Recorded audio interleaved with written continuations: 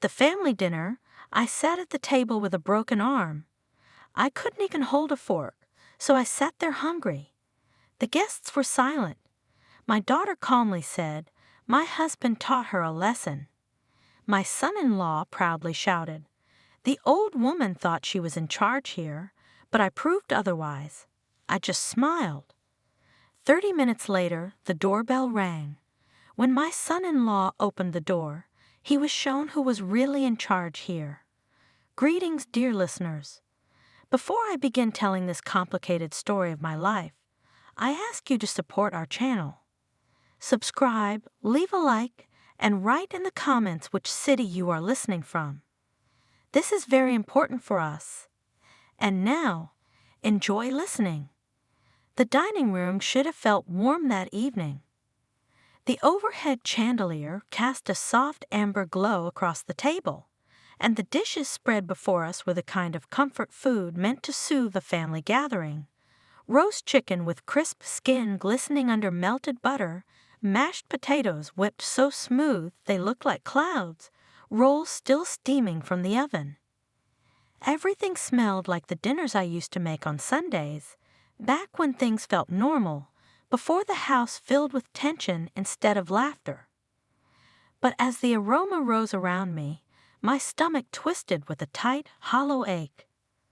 Not because I wasn't allowed to eat, but because at 62 years old, with a thick fiberglass cast strapped to my right arm and a throb pulsing from shoulder to fingertips, I couldn't lift a fork. Every small movement sent electric shivers through the bone, reminding me of the moment it snapped. I kept my left hand folded in my lap to hide the tremble I couldn't control. I sat there hungry, yes, but hunger was the smallest discomfort in the room. The bigger one was the shame. It sat on my shoulders like a wool blanket soaked in ice water, heavy, suffocating, making me painfully aware of every pair of eyes that flicked toward me and then away. No one dared speak at first, though they all had thoughts burning holes in their throats. The scrape of cutlery on plates felt louder than usual, almost aggressive in how normally it continued while I sat motionless, unable to do the simplest human act, feed myself. My daughter, Laura, was the one who finally sliced through the silence. Her voice was disturbingly calm, as if she were reading a weather report. Cold, controlled, and frighteningly satisfied. "Yeah, my husband taught her a lesson." A sentence delivered like nothing more than a casual commentary on the meal. And yet it struck the room like lightning. I watched the guests react rather than react myself. The neighbors, Mark and Denise, froze with their forks halfway to their mouths. The pastor and his wife glanced at each other, eyes wide with a mix of confusion and discomfort. A couple of old family friends, Karen and Joe, avoided looking at me entirely, as if eye contact might force them to acknowledge what they'd silently decided to ignore. Then there was Brad. My son-in-law leaned back in his chair, boots still on, one hand wrapped around a beer bottle he lifted like a trophy. He smirked, proud of himself, proud of what he'd done, proud of the line he'd crossed. "The old woman thought she was in charge here," he declared, raising his voice just enough to draw everyone's attention to himself, but I proved otherwise. He laughed, a short, satisfied bark that echoed off the walls. His free hand gestured toward me as though I were nothing more than evidence in his case, a physical demonstration of his authority. My cast, my pain, my humiliation, all props in his victory speech. I didn't move, didn't react, didn't flinch. Reacting would have given him something he wanted. So instead, I lifted the corners of my mouth in what might have been mistaken for politeness, but wasn't. It was a smile stripped of warmth, small, patient, tightly stitched. A smile that made a few guests blink, as if they weren't sure what it meant. Inside, I felt the tension in the room shift. People knew something was wrong, profoundly wrong, but none of them dared address it. They didn't know how. They didn't want to get involved. They preferred the illusion of civility over the reality of violence. That was how people were, frightened of truths that might demand action. Laura saw my smile and gave a faint, approving nod, as though she believed I had finally submitted, finally understood the lesson her husband had taught me. She'd always been good at convincing herself of whatever made her life easier. Brad belched softly and picked a piece of chicken skin off the platter with his fingers, chewing with loud satisfaction. "See? Look how quiet she is now," he said to the table. It worked. His confidence was the kind only men like him possessed. Men who mistook cruelty for strength, control for respect, and silence for victory. Men who believed a raised voice or a thrown fist proved authority. Men who thrived on the weakness of others because they had none of their own to show. Across the table, a roll of uneaten bread sat on my plate. Golden, fluffy. Perfect. I stared at it, not out of longing for food, but because it reminded me of the hands that used to knead dough there. My own. So much had changed. But not everything. Not the part of me that refused to be small. Not the part of me Brad mistook for fear. I looked around the table, taking in each face, the ones avoiding my gaze, the ones pretending nothing was wrong, the ones silently begging me not to cause a scene. They all thought they understood the evening. They thought this was the climax of the story. The moment the elderly mother was broken into compliance by her domineering son-in-law, the moment the power dynamic settled permanently into place. But they were wrong. I kept smiling, because they thought they knew what was happening. They didn't know what was coming. The roots of their cruelty did not begin at that dinner table. They stretched backward, deep, tangled, and rotting, long before my arm ever snapped beneath Brad's shove. People like to imagine violence as a sudden explosion, a moment of madness, an unfortunate lapse in judgment. But that's a comforting lie. Violence, real violence, takes shape slowly. It grows in a household, in whispers, in habits, in jokes told too loudly around children. It becomes a culture before it becomes an act. Brad was raised in a home where disrespect wasn't just tolerated, but encouraged, passed down like a family recipe. In his world, men barked orders and women obeyed.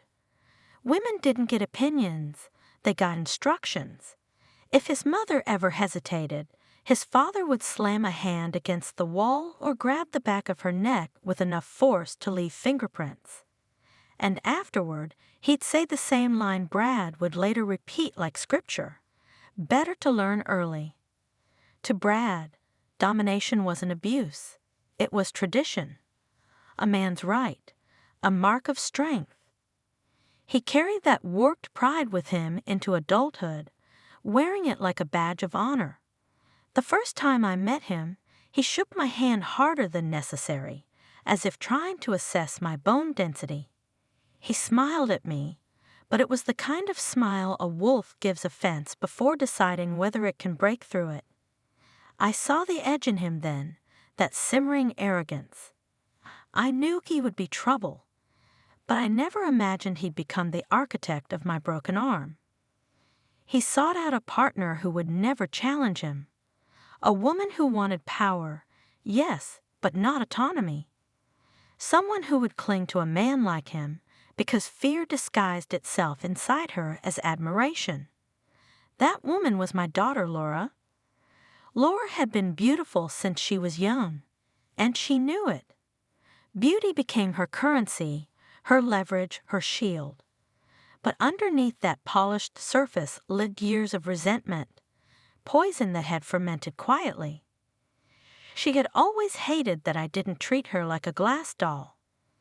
She despised that I expected responsibility, empathy, and boundaries. When her friends were handed new phones for getting good grades, I handed her chores. When she wanted to skip school because she felt unappreciated, I told her appreciation wasn't something owed but earned. She never forgave me for that. She built her adulthood around the idea that she'd finally be the one in control. In Brad, she found the perfect partner for that fantasy. Someone who needed a woman to look down on, and someone who needed a man to validate her bitterness.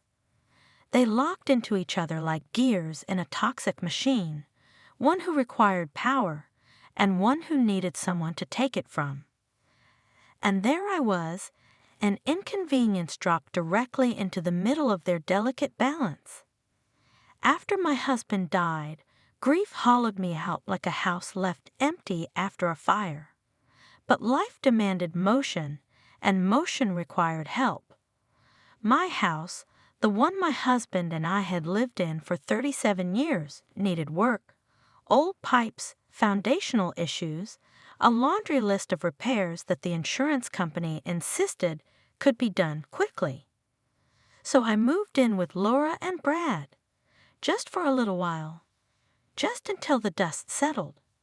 Temporary. It was supposed to be a neutral word, a factual description of a short-term arrangement. But to Brad, temporary sounded like a threat, an intruder, a reminder that his kingdom wasn't quite as sovereign as he pretended. My presence disrupted the ecosystem of power he had carefully cultivated. I saw things he preferred hidden. I heard the tone he used. I witnessed the flinch in Laura's shoulders when he raised his voice. He didn't want a witness, not an older woman, not a mother-in-law, not someone who had lived long enough to detect danger and subtleties. He began to bristle at the simplest things. If I walked into the kitchen while he was cooking, his jaw would clench. If I corrected him gently about the thermostat, he would stare at me as if I'd insulted his honor. If I answered a question meant for Laura, he'd glare until the air felt tight. It built day by day, like steam behind a sealed door. Then yesterday, everything shifted. He was yelling at Laura over something trivial. I think it was the mail or the way she sliced vegetables, and I stepped into the doorway. I didn't raise my voice. I didn't accuse him. I only said, "Brad, don't speak to her like that." A simple request, a boundary, a line. He turned, slow and deliberate, the way a man turns when he's deciding whether to crush something under his heel. And he shoved me. Not hard enough to send me flying, but hard enough that my hip hit the counter, hard enough that my arm twisted beneath me, hard enough that the crack that followed echoed in my bones and my ears. He didn't flinch. He didn't apologize. He only said, "Consider it a lesson." That was when I understood something that had been building for years. The hatred living in him, and in Laura, wasn't situational. It wasn't momentary. It wasn't about stress or grief or me. It was their nature. But tonight, as I sat at that dinner table with my broken arm and my quiet smile, that hatred felt different, more exposed, more theatrical, like the whole room could finally see it clearly. And in some twisted way, it almost felt like a show. A show where the performers had no idea they were being watched quite so closely. The guests tried, truly tried, to pretend they weren't horrified. They hid behind their plates as if mashed potatoes and gravy could shield them from the cruelty simmering across the table. Forks scraped against porcelain in a frantic attempt to normalize the moment, each metallic drag a thin, desperate thread stitching their composure together. Eyes darted, some toward me, some toward the doorway as if considering escape, some toward Brad, calculating whether it was safer to appease him or silently condemn him. No one spoke. No one breathed too loudly. They were afraid of cracking the fragile tension that had descended over the dinner like a storm cloud. Brad leaned forward in his chair, elbows braced arrogantly on the table, his beer bottle dangling from his fingertips like a scepter. His smirk widened, revealing the kind of confidence only a man convinced of his own invincibility could possess. "Come on, Emma," he said, stretching my name into a taunt. "Smile bigger. Show everyone how grateful you are for the lesson." The guests stiffened, even those who disliked me, and I knew at least one or two did, weren't prepared for that. His words were too sharp, too smug, too heavy with the implication of what he'd done. A few of them swallowed hard, their guilt carved into the shallow breaths they took. But none of them intervened. In their silence was complicity, fear-laced, cowardly complicity. I lifted my head and looked at Brad slowly, deliberately, the way someone appraises a venomous snake behind glass. Not shocked, not intimidated, not even angry, at least not in a way anyone could read off my face. This calm was something quiet and coiled, anger distilled into something steady and pure. Then I shifted my gaze to Laura, my daughter, sitting beside him. She didn't return it. Her eyes dropped to her plate, her fingers tracing the rim of her fork as though mesmerized by it. She could look at her husband, she could echo his cruelty, but she could not withstand the weight of my stare, not tonight. There was guilt simmering in her, but guilt buried under layers of stubborn pride, brittle defensiveness, and the need to appear aligned with Brad. She'd chosen her side long ago. She just never imagined that choosing it would look this grotesque when reflected in front of others. My stomach clenched, not just from hunger, but from how small she looked despite all her bravado. She'd built her life around the illusion of control, yet there she sat, shrinking into silence, unable to meet the gaze of the woman she pretended to have power over. I inhaled deeply, letting the warm scent of roasted chicken wash over me, reminding me how oddly cruel the world could be. Here was a feast, golden, fragrant, hearty, and not a single ounce of comfort in any of it. I could have cried from hunger alone, but my tears stayed buried beneath something far stronger. Because while my stomach begged for food, my mind, the part of me no cast or shove could reach, was calm. Focused. Waiting. Waiting with the steady patience of someone who already understood the rhythm of the evening. Waiting like a kettle just before the boil, silent but full of heat. Because I had made a phone call before dinner. Just one. Short. Precise. Measured. A call that had set this entire night on a very different timeline than Brad imagined. And now, we were simply waiting. The weight of that secret settled inside me like a second heartbeat, steady and solemn, pulsing beneath every word exchanged.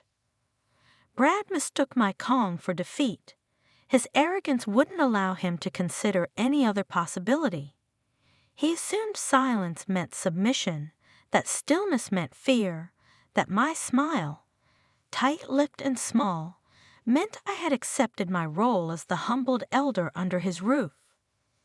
If anything, the longer he misinterpreted me, the calmer I felt. Across the table, the pastor's wife, Margaret, shifted uncomfortably, her brows pinched. She had always been a gentle woman, soft-spoken, rarely confrontational. But now her gaze bounced from my cast to Brad's face as though she were witnessing something that violated her entire worldview. Still, she didn't speak. Her fingers kneaded her napkin, twisting it tighter and tighter, yet her mouth remained closed. Joe, our longtime family friend, leaned back in his chair, his jaw tight enough to make the muscles stand out. He wasn't a coward, at least, not by nature. But he was a man who avoided conflict unless absolutely necessary. Tonight, he appeared to be calculating whether necessary had finally arrived. His eyes said yes. His mouth said nothing. Denise sat with her arms crossed, her lips pressed so tightly they were nearly white. She had never liked Brad. She'd warned me about him years ago, back when Laura first brought him home. Now, watching everything unfold, she fought the urge to stand up, to unleash the truth she'd swallowed for the sake of keeping peace in the neighborhood. Her frustration radiated off her like heat, but she too held her tongue. The silence in the room felt thick, almost physical, like humidity before a storm. Even the chandelier lights seemed to flicker with tension. Brad took my lack of reaction as an invitation. He leaned back again, propping his feet on a spare chair, and let out a long, smug sigh. "That's better," he said. "See? She knows who runs this house." Another fork scraped a plate, sharp, grating, and unsteady. Another dart of eyes. Another shift of guilt-ridden shoulders. Everyone in that room saw the truth now. They saw the cruelty, the imbalance, the ugliness perched proudly at the head of the table. They saw me wounded, humiliated, but unbroken. Small in body, maybe, but not small in presence. My anger didn't erupt. It rose quietly, like heat from smoldering coals. A slow, controlled burn that spread through me with purpose. And beneath it all was that steady pulse of anticipation, the knowledge that the night was not nearly as stable as Brad believed. We were waiting, all of us in our own ways. But only I knew what we were waiting for. The pastor's wife, Margaret, leaned ever so slightly toward me, her movement small enough to pass as adjusting her chair, yet purposeful enough that I felt the question before she asked it. Her eyes, gentle, uncertain, full of a kind of trembling empathy, studied my face as if afraid she might find cracks in it she wasn't ready to see. Quietly, almost breathless. "Are you all right? Truly?" Her voice was soft, but the room's tension was so thick that even her whisper cut through it like a blade. A few heads turned subtly, pretending not to perch on her words. Concern was dangerous in this house. Concern implied judgment. Judgment implied dissent. And dissent in Brad's world was sin. I smiled again. Not the brittle, polite smile from before. This one was steadier, sharper. A smile with a backbone. A smile with certainty. I was about to answer her, to speak a simple truth that would have unnerved everyone at that table. But before sound could leave my throat, the moment was shattered. Brad slammed his fist onto the table. The plates jumped. The silverware rattled. The roast chicken trembled on its platter as if recoiling from him. Several guests jerked in their seats. One of the neighbors, Denise, pressed a hand to her chest as though steadying her heart.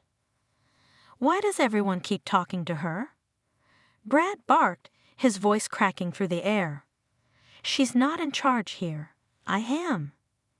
He said it with such puffed-up pride, such swollen self-assurance, that it bordered on theatrical. His declaration vibrated through the room, an echo clinging to the air like smoke. And yet it was the tone, the absolute conviction, the arrogance thick enough to taste, that made one of the neighbors gasp audibly. A sharp inhale, quick and horrified, the kind that comes from witnessing something you can no longer pretend is normal. Brad snapped his head toward the sound, eyes narrowing. He enjoyed the shock. He fed on it. Then came Laura, my daughter, my blood. The child whose first steps I had watched in a living room full of soft sunlight. The girl I'd bandaged skinned knees for, soothed nightmares for, tucked into bed with stories about kindness and courage and the importance of standing up for others. Now she sat at the table beside her tyrant of a husband, spine straight, face blank with an eerie calm as she said flatly, "Mom needs to learn her place." Her voice wasn't trembling. It wasn't conflicted. It was cold. Cold in a way no parent ever wishes to hear from their child. A tone that didn't belong to the little girl with the scraped knees. A tone shaped by someone else's hands. Someone else's rules. Someone else's anger. The words should have cut me. They should have gutted me. But pain and anger are strange creatures. Sometimes they don't weaken you. Sometimes they sharpen you. The hatred I felt wasn't for myself. Oh no. It wasn't self-pity. It wasn't humiliation. What boiled inside me was something far more complex, far more dangerous. I hated what my daughter had become. I hated the ease with which cruelty rolled off her tongue now. I hated the way she parodied Brad as though her identity depended on pleasing him. I hated watching the child I had raised, the bright, stubborn, lively child, sink into this brittle, hollow version of herself. A woman who didn't defend her mother. A woman who didn't even defend herself. But anger without direction is just heat. Anger with purpose. That is fire. And purpose was something I had in abundance. I watched Laura push a piece of chicken around her plate, refusing to meet anyone's eyes. She looked small. Even in her confidence, she looked small. Because deep down, she knew the truth. The thing Brad wielded wasn't love or respect, but control. And control is a leash, not a bond. Across the table, Margaret clasped her hands tightly, knuckles white, her gaze flicking between my cast and Brad's self-satisfied smirk. She was a woman who believed in grace, forgiveness, redemption, yet even she seemed to struggle to rationalize what she had just witnessed. Joe looked ready to speak, but fear pinned him back in his chair. Denise stared at Brad with an expression that could curdle milk. Every guest wore the same silent question. How long has this been happening? But no one dared ask aloud. Brad leaned back, triumphant, as if he'd won something meaningful. His shoulders relaxed, his lips curled, and he tapped his beer bottle against the table with a rhythmic arrogance. And me? I sat still. Utterly still. Not a tremor. Not a flinch. Just the steady presence of someone who knew the night's timeline better than anyone else in the room. My anger settled, not fading, but focusing. Sharpening. Becoming a tool rather than a force. Because anger born from fear is chaotic. Anger born from injustice is righteous. Anger born from clarity, that is strategy. And all I had to do, all any of us had to do, was wait for the doorbell, the sound that would slice this evening clean in two. And I waited. Patient, calm, certain, because the next move wasn't mine. The officer didn't just take my report. She treated every word like a thread in a far larger web. Her pen moved quickly, decisively. Behind her, the young social worker hovered with a clipboard and the kind of gentle gaze reserved for people who have seen too many broken homes in too few years. My cast felt heavy, my throat felt raw, but my mind was clearer than it had been in months. When the officer finished documenting the last detail of Brad's assault, she folded her notebook closed with a quiet, deliberate finality. Then she said it. Mrs. Carter, my married name, spoken with a gravity that made the room smaller.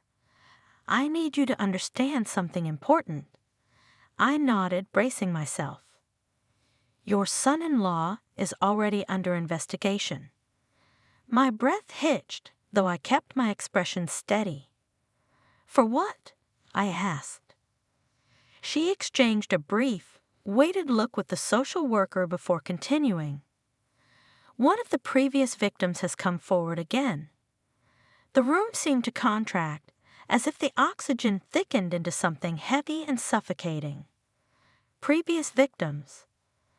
Plural. Not new. Not isolated.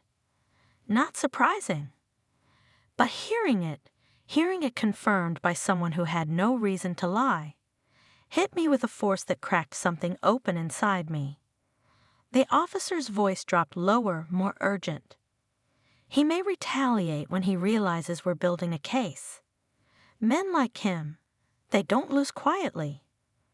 Retaliate. The word was cold and metallic, like the click of a gun being cocked. Not theatrical fear, real danger. I felt it settle at the base of my spine. But I didn't tremble. Because this time, I wasn't alone.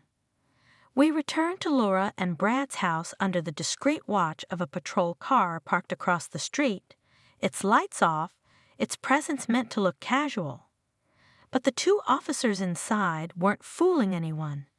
They sat upright, alert, engines running, ready to move. The house was quiet when we stepped in, the kind of quiet that amplifies every sound, every creak of the floor, every shift of the air vents. Laura walked slightly ahead of me, shoulders tight, as if the silence itself might snap and punish her. The social worker helped me settle into the kitchen while she and the officer went over safety instructions with my daughter. I listened from afar, hearing fragments. Stay in common areas. Keep your phone near you. Don't be alone with him. Each phrase a reminder of how upside down this home had become. The clock on the wall ticked. The patrol car idled. My arm throbbed. And then, the front door slammed. Hard.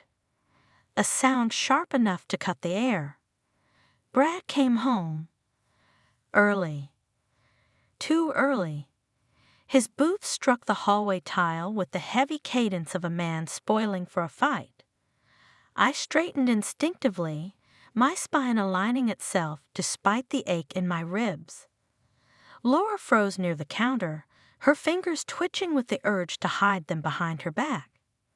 He rounded the corner into the kitchen, like a storm breaking through a window, eyes wide, pupils blown with adrenaline, jaw clenched so tightly a vein bulged across his forehead.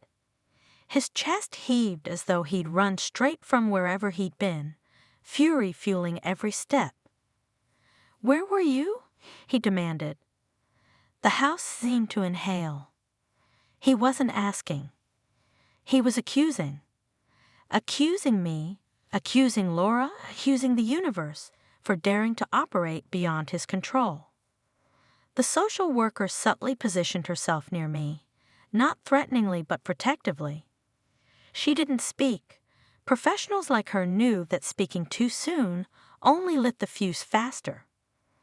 Brad's gaze snapped to her, then to the officer, whose badge glinted faintly as she lifted her chin. But it was Lily, the social worker's assistant, young, slight, earnest, who reached over and squeezed my hand. Her palm was warm, steady, human. And for the first time in years, I didn't flinch. Not from Brad's rage. Not from his voice. Not from the violence curled behind his posture like a coiled spring. Because beneath the fear, beneath the bruises, beneath the cast on my arm, something else had taken root. A steadiness. A clarity. A line finally drawn.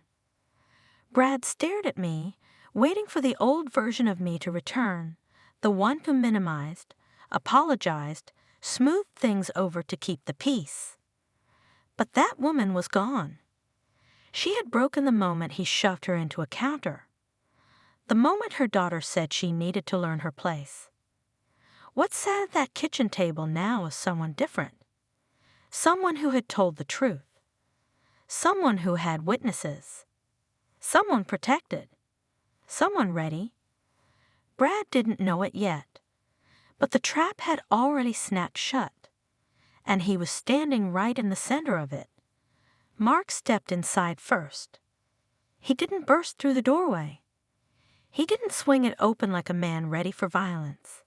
He simply walked through it, one deliberate step, then another, as though the house itself needed time to understand what kind of force had just entered it.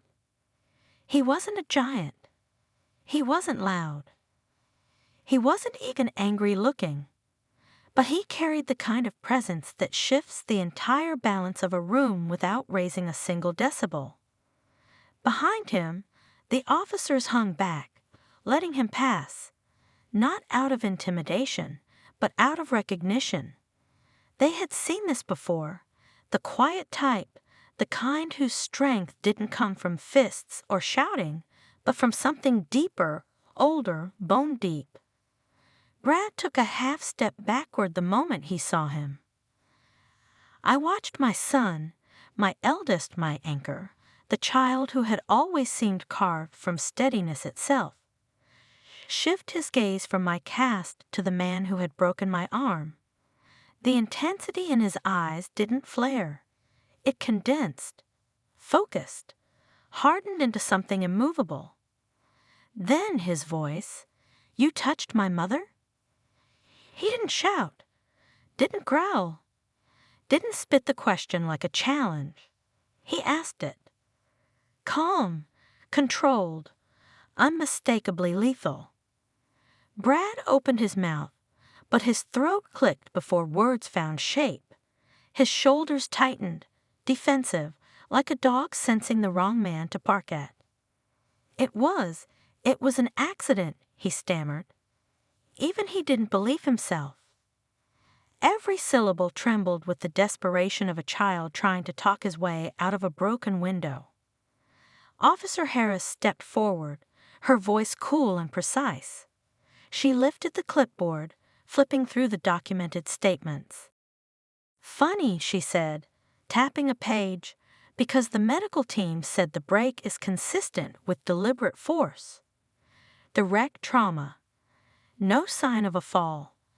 No indication of bracing." Brad's eyes darted wildly from the officer to my cast to the floor anywhere but at Mark. Then Laura stood.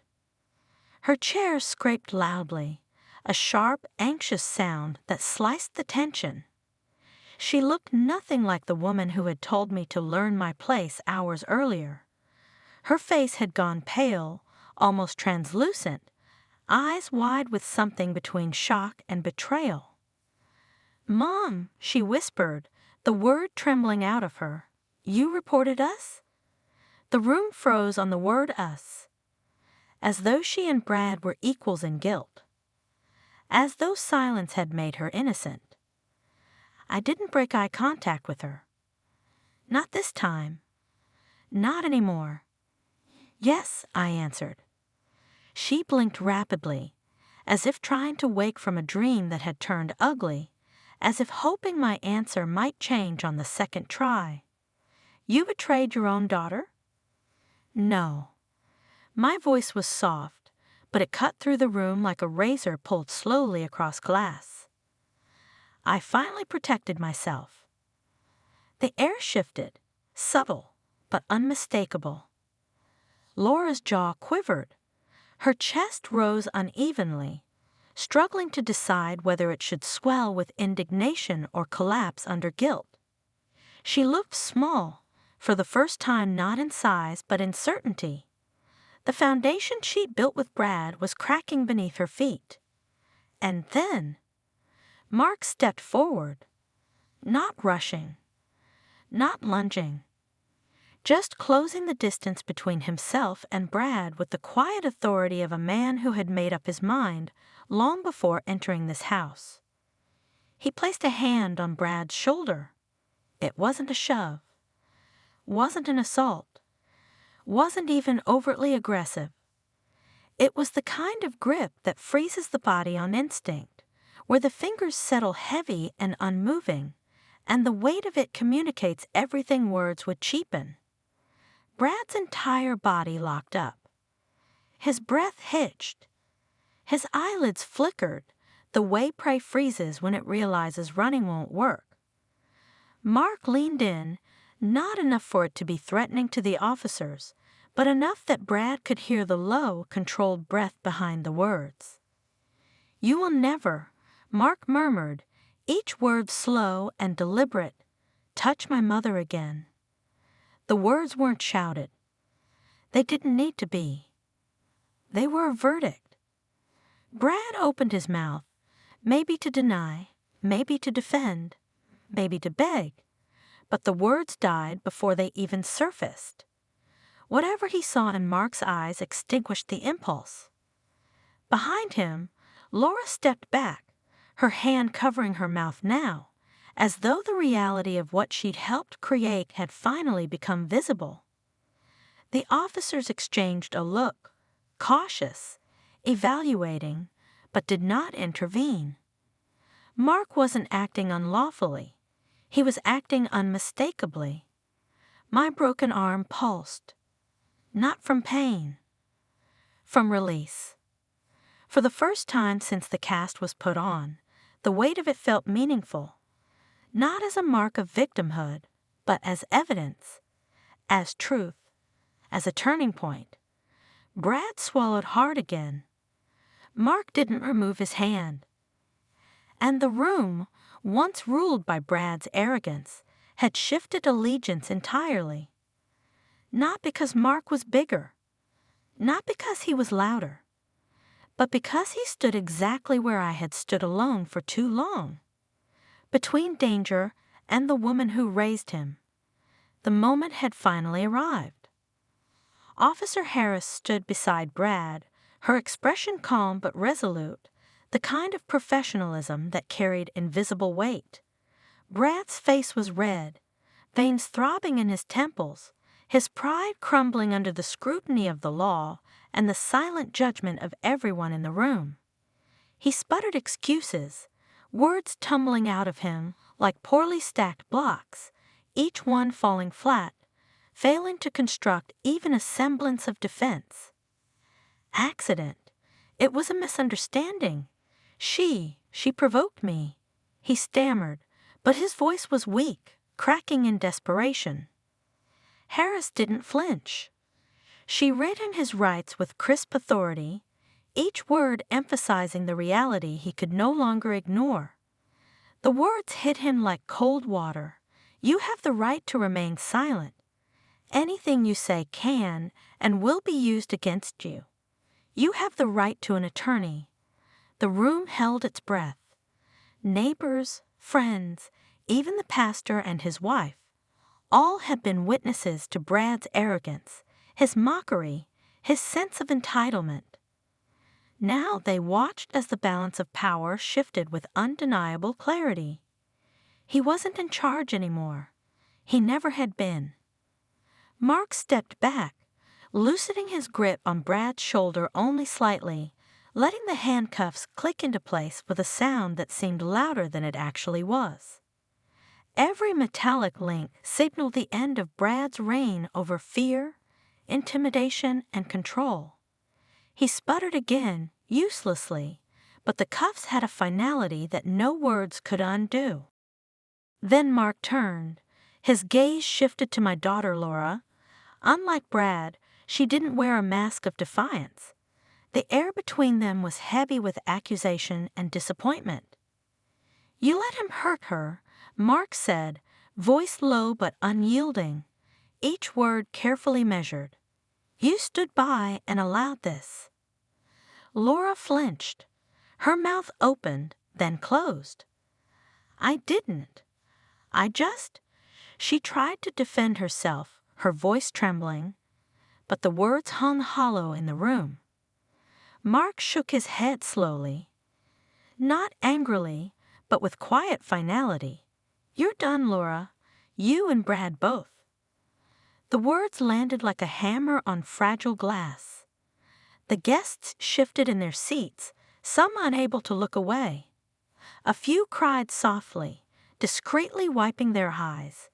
Even the pastor, a man accustomed to mediating conflict, seemed stunned into silence, witnessing a reckoning that was long overdue. Brad's protests escalated again as Officer Harris began guiding him toward the door. "I'll be back. You can't tell me what to do," he shouted over his shoulder, venom dripping from each word. His voice cracked on the last syllable, betraying the fear beneath the rage. Mark didn't respond. Not a word. Not a glance. He simply closed the door behind Brad, the click of the latch echoing like a punctuation mark, a statement more powerful than any shout could ever be. In that sound, Brad's illusions of control shattered. In that sound, the room, the house, and I were aligned in the truth that had been denied for too long. Authority does not come from intimidation, fear, or loud declarations. It comes from integrity, action, and protection of those who cannot defend themselves. I felt a deep exhale I hadn't realized I'd been holding, a quiet relief that spread slowly from my chest down to my fingertips, even the one trapped inside the cast. The weight of fear, of enforced submission, of silent endurance lifted. I was not just relieved. I was vindicated. Every humiliation Brad had imposed, every sneer, every lesson he thought he had taught me, had crumbled into dust. Mark's eyes softened as they met mine. Not with pity, not with theatrics, but with recognition of the struggle I had endured, the courage I had mustered, the patience I had wielded as my invisible weapon. "Mom," he said, voice gentle now, almost intimate in its reassurance. "Let's go home." Home. The word felt like warmth in the chill that had hung over the room for hours. I smiled, a real, unguarded smile, the kind that comes when fear finally dissolves, when the injustice has been confronted, and when the world finally mirrors the truth you've carried inside. Laura, still pale and quiet, did not speak. Her eyes were fixed somewhere between shame and realization, understanding for the first time that her loyalty to Brad had cost her the moral authority she once assumed she wielded. The guests, still seated, looked at me with a mixture of awe and relief. Some nodded supply, others remained motionless, stunned into a state of recognition that what had just occurred was not simply an arrest, but a moral victory. The house itself seemed to shift. The oppressive weight of Brad's presence, his ego, and his intimidation, the very atmosphere he had dominated, evaporated as the door clicked shut behind him. Silence fell.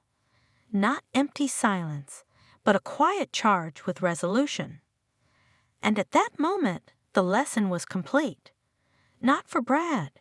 He would learn more about justice later, but for everyone who had borne witness to what power truly looks like. It wasn't Brad's fists, his bluster, or his self-appointed authority. It wasn't Laura's compliance or her cold words. It wasn't the judgment of neighbors or the quiet discomfort of family friends. It was me. This is who had the authority in my life. I, Emma Carter, finally sat back in my chair, not broken, not defeated, but fully, undeniably in charge. And for the first time in hours, I allowed myself to feel the satisfaction of it. The drive home was quiet. Mark navigated the streets with steady hands, glancing at me from time to time, offering small reassurances with his eyes rather than words. The city blurred past, lights flickering off wet asphalt, and for the first time in days, I felt the tension in my chest slowly unwind. Every red light, Every familiar corner seemed to mark a boundary I had finally crossed, one where fear, manipulation, and intimidation could no longer reach me. When we arrived at my nearly finished house, I took a slow, deep breath. The contractor had worked miracles. Word had reached him, as it always did with people who respected me, and he had expedited every last task. The front door gleamed in a soft coat of white, the windows reflecting the street lamps in a way that felt almost ceremonial. Even the garden, the small patch I had fussed over every spring, had been refreshed, mulch laid evenly, flowers pruned into neat perfection. It was as if the house itself knew that this night demanded a rebirth. Mark helped me out of the car, his grip steady under my injured arm. "Almost there, Mom," he said softly. I nodded, leaning slightly on him as we crossed the threshold together. The familiar scent of fresh paint, sawdust, and polished wood welcomed me, warm and comforting. My home, my sanctuary, was ready to reclaim me as its owner. I let my eyes roam over the interior. The living room, bathed in soft light, was clean and organized, every chair and table placed with purpose. The kitchen gleamed with stainless steel appliances and countertops, so polished they reflected the ceiling lights like mirrors. Even the floors, newly sanded and varnished, seemed to hum with a quiet authority. This was more than a house. It was a statement, a declaration that I was home, finally, fully, without compromise. Mark helped me to the couch, easing me into its cushions. The cast weighed heavily on my arm, but I barely noticed it. The physical limitations mattered little in comparison to the freedom I now felt in my own space. I let my hand rest on his for a moment, squeezing lightly. "Mom," he said quietly, almost hesitating, "I should have known something was wrong. I should have seen it sooner. I'm sorry." I turned to him, meeting his gaze. There was no need for explanation, no need for tears or recriminations. I understood instinctively the weight he carried, brotherly guilt, concern, and frustration all wrapped into one. I squeezed his hand back, firm and resolute. "You knew exactly when it mattered," I told him. My voice was calm, steady, filled with a certainty I had not felt in years. He smiled, a mixture of relief and admiration lighting his features. That smile mirrored my own inward sense of triumph, the quiet knowledge that we had survived the storm together. And for the first time in months, maybe years, I felt it, the unmistakable grounding power of being in charge of my own life. Not through force, not through bluster, but through patience, intelligence, and moral authority. Every insult, every push, every condescending word that Brad had hurled at me now seemed trivial against the magnitude of this truth. I leaned back into the couch, letting the cushions mold to me. The quiet of the house enveloped me, filling the spaces where tension, fear, and resentment had previously lived. Each tick of the clock, each faint creak of the floorboards, was a reminder that this space belonged to me, that my voice mattered, and that my will had once again shaped my world. I let my gaze wander to the windows, where the streetlights cast faint, protective shadows across the walls, as though the neighborhood itself had joined in acknowledgement of my reclaimed authority. Mark remained nearby, silent but vigilant, a guardian in human form. And in that silence, I understood something profound. The events of the past hours, the confrontation, the arrests, the witnessing of my triumph, had not merely corrected an injustice. They had reset the foundation of my life. No longer would fear dictate my actions. No longer would anyone presume to lecture, to intimidate, or to impose lessons in cruelty under the guise of authority. I allowed myself a small private smile, the kind that only comes from deeply earned peace. Lesson learned, Brad. I whispered, softly enough that only the walls could hear, only the air itself carrying the weight of the words. Just not the way you expected. There was no gloating, no malicious satisfaction in it, only quiet, unwavering acknowledgement of truth. The lesson was mine. I had survived, endured, and emerged intact. My autonomy had been restored.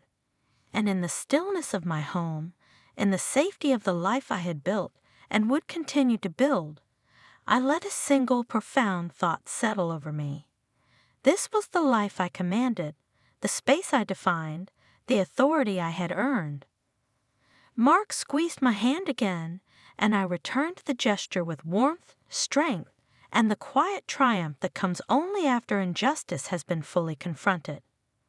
For the first time in many months, I felt the clarity, the ownership, the serenity of being not just alive, but sovereign in my own life. I closed my eyes briefly, letting it all sink in. The broken arm, the humiliation, the tension, all remnants of a storm that had passed. I was Emma Carter, 62 years old, resilient, unbowed, and in control. And as I exhaled, I realized that the future, my future, was finally gloriously mine.